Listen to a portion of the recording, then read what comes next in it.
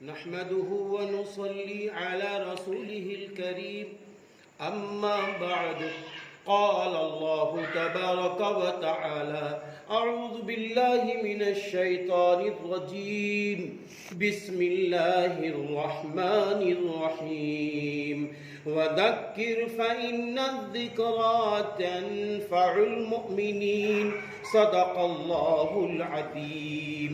وقال النبي صلى الله عليه وسلم سيدا شباب أهل الجنة الحسن والحسين رضي الله عنهما أو كما قال عليه الصلاة والسلام.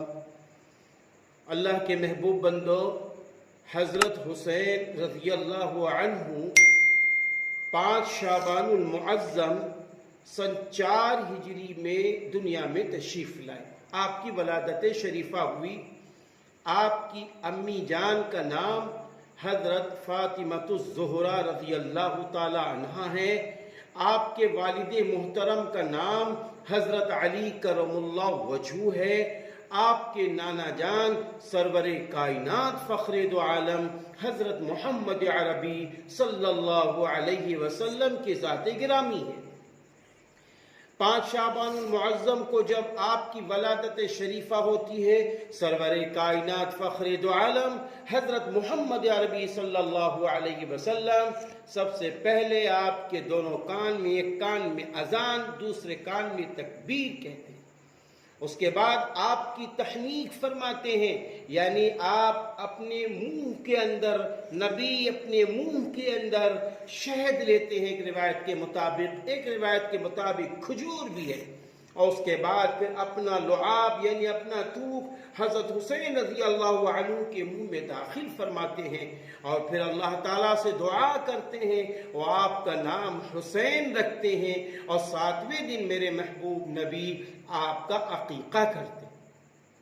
حضرت حسین رضی اللہ عنہ جب دنیا میں موجود ہوتے ہیں اور میرے محبوب نبی اس دنیا سے تشریف لے جاتے ہیں، تب آپ حضرت حسین رضی اللہ عنہ کی عمر شریف 6.5 سال کی ہوتی ہے. حضور پاک صلی اللہ علیہ وسلم حضرت حسین رضی اللہ عنہ کی ایسی پرورش فرماتے ہیں، اللہ اکبر، کہ ایک موقع پر حضرت حسین رضی اللہ عنہ نبی پاک صلی اللہ علیہ وسلم کے ساتھ ہیں. حضرت حسین رضی اللہ عنہ بھی ننھے ہیں. راستے اس میں ایک کھجور پڑی دیکھی، اس کو اٹھایا. میرے نبی نے فوراً فرمایا کخ کخ حسین، کھجور کو تھوک دو. کیا معلوم یہ صدقے کا ہو اور صدقے کا مال ہم لوگوں کے لیے درست نہیں ہے.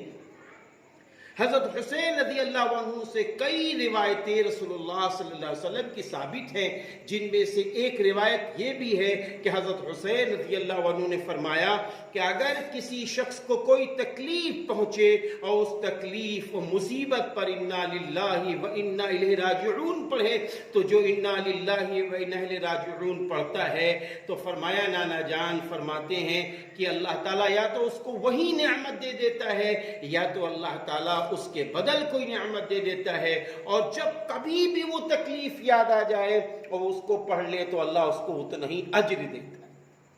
حضرت حسین رضی اللہ عنہ سن 61 ہجری میں بروز جمعہ آپ کی عمر شریف 54 سال 6.5 ماہ کی ہوتی ہے کہ آپ شہادت کا جام پیتے ہیں. فجر کی نماز پڑھتے ہیں، سحور پڑھتے ہیں اور پھر جس وقت آپ اس دار فانی سے دنیا سے تشریف لے جاتے ہیں، ذرا غور کرو، نبی کے نواسے ہیں، آپ کی شہادت ہو رہی ہے، آپ کا سر سجدے میں ہے. کسی شاعر نے یہ بات کہی ہے، گویا حضرت حسین امام حسین رضی اللہ عنہ یہ فرما رہے ہوتے ہیں، جان دی ہوئی اسی کی تھی، حق تو یہ ہے کہ حق ادا نہ.